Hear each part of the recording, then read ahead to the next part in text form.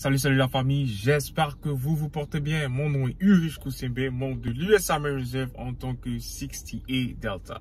Si c'est bien sûr la première fois que tu me regardes, bien la première fois que tu vois une de mes vidéos, bien vouloir aller dans la barre de description et me taper un commentaire, partager les vidéos, cliquer sur subscribe et bien sûr sur la cloche de notification. Bien sûr, ça fait longtemps.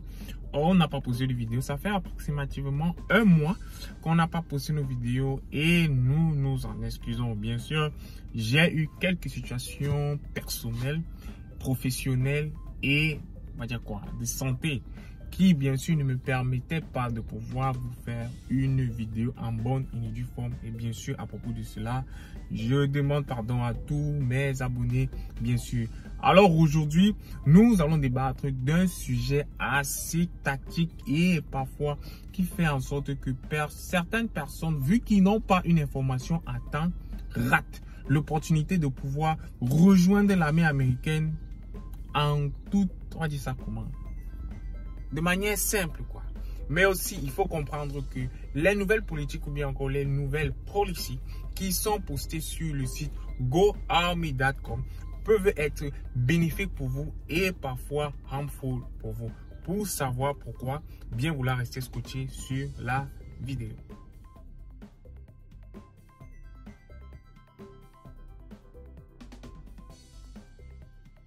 Alors, avant de commencer, bien sûr, pour rejoindre l'armée américaine, vous avez besoin de deux grands types d'éléments. Le premier élément, c'est votre green card. Si bien sûr, vous n'êtes pas citoyen américain, vous avez besoin d'une green card pour pouvoir rejoindre l'armée américaine. Et aussi à noter que on ne peut rejoindre l'armée américaine que si on est aux États-Unis et qu'on possède ce document. Il y a des personnes qui sont aux États-Unis mais qui n'ont pas le statut de résidence permanente, c'est-à-dire qui ont la green card. Ils ne peuvent pas rejoindre le service militaire américain. Ensuite maintenant, il y a le deuxième élément qui est le baccalauréat. Vous devez avoir le high school diploma comme on l'appelle encore ici ou encore une équivalence, à savoir le GED. Si tu ne sais pas ce que c'est que le GED, nous avons fait une vidéo bien détaillée qui discute du GED, comment l'avoir, quelles sont les matières qu'on fait et tout et tout. Le GED, c'est l'équivalent du baccalauréat aux États-Unis. Alors bien sûr, après avoir réuni ces deux grands éléments, parce que l'élément même qui est le plus difficile à avoir, c'est la green card. C'est pour cela que chaque année, le gouvernement américain octroie 50 000 visas par le biais de la loterie américaine qui vous fait en sorte que vous puissiez venir vivre aux États-Unis. C'est par cette voie que moi je suis arrivé aux États-Unis. Il n'y a pas de miracle. Il n'est pas et tout et tout. C'est pour ça que je conseille toujours aux gens, jouer à la loterie américaine, ça ne vous coûte rien. Dans mon pays, je pense, j'avais dépensé 1000 francs pour jouer à la loterie américaine, juste pour qu'on puisse me prendre la photo.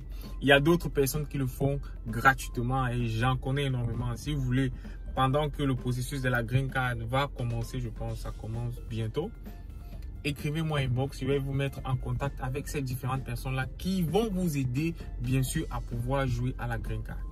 Je le maintiens et je le dis encore. Je ne suis pas professionnel de la DV loterie. Il y a des gens qui s'occupent de ça. Il y a des différentes chaînes où vous allez avoir toutes les informations dont vous avez nécessaires pour le processus de la loterie américaine. Il y a des youtubeurs africains qui parlent français qui vont vous expliquer étape par étape comment jouer, qu'est-ce qu'il faut faire et tout ça. Je ne suis pas un professionnel. Quand vous m'écrivez pour me demander la green card, c'est monté, c'est descendu, comment on joue à la loterie américaine, il y a des informations que je ne peux pas avoir étant donné que je ne suis pas un professionnel dans ce domaine. Maintenant, entrons dans le vif du sujet. Il y a de cela 2 à 3 semaines, l'armée a sorti cette policy-ci qui dit que vous pouvez rejoindre l'armée américaine sans le high school, sans le GED. Vous devez avoir 18 ans et plus. Vous devez être soit citoyen américain ou bien posséder la green card. Et vous devez obligatoirement scorer un score de ASVAB qui soit supérieur ou égal à 50. Et ensuite, maintenant, vous ne pouvez qu'être que active duty. J'ai lu cette policy. Je n'étais pas en mesure de faire une vidéo. Je me suis dit, ouais, je vais sortir une vidéo parce que les gens seront contents. Dans le fait selon lequel on n'a pas, l'armée américaine a un peu réduit les critères. C'est-à-dire, ils ont retiré le bac. Ceux qui sont ici, qui ne veulent pas refaire le GED, ceux qui n'ont pas le bac, mais qui ont soit la green card ou bien qui ont la nationalité américaine, peut-être via leurs parents ou bien via leur mari et tout ce qui va avec, ou leur femme et tout ce qui va avec, peuvent maintenant rejoindre l'armée américaine. Mais, en réfléchissant encore, je me suis dit, cette nouvelle police, c'est un couteau à double tranchant. Pourquoi? Parce que ce que l'armée américaine promouvoit, c'est l'éducation. Et ce n'est pas une éducation qui est basée sur le high school. C'est une éducation universitaire. C'est une éducation de hautes études académiques que l'armée américaine paye et que l'armée américaine prévoit pour ses soldats. Alors je me suis demandé, si l'armée américaine permet aux gens d'entrer sans le bac ou bien sans le GED, c'est-à-dire vous avez gradué le high school, là. On dit que vous entrez sans ça.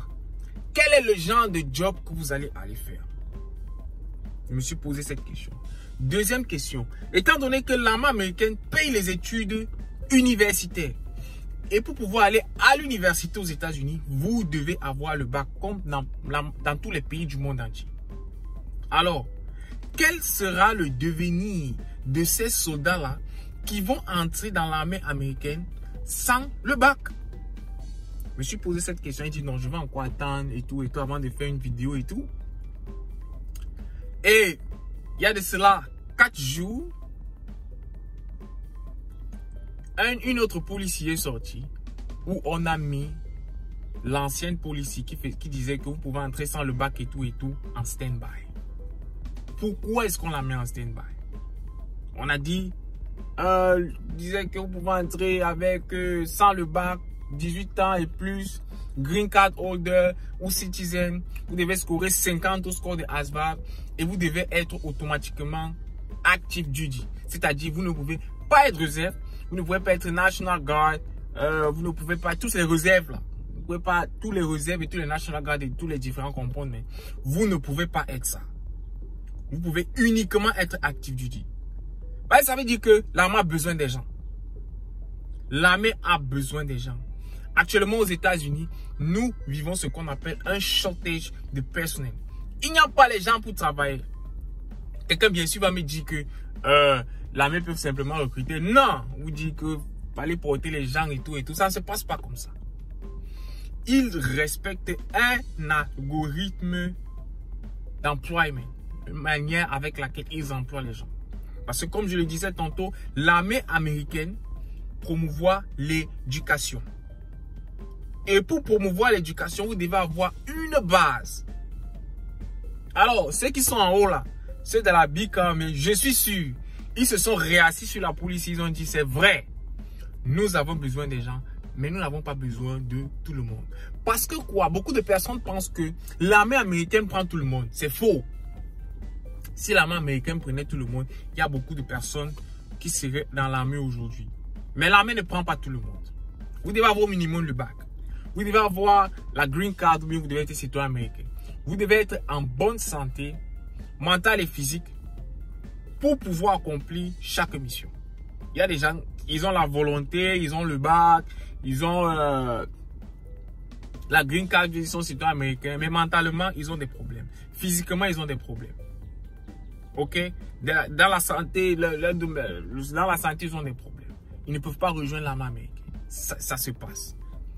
Alors ceux de la Big Army, je suis, se sont dit, mais comment est-ce qu'on va faire entrer les gens sans le bac? Comment on va les payer les études pour l'université? Comment? On va les demander de rentrer au high school ou bien de composer le GED online et tout. Qui va payer ça? C'est encore un autre budget qu'il faut mettre.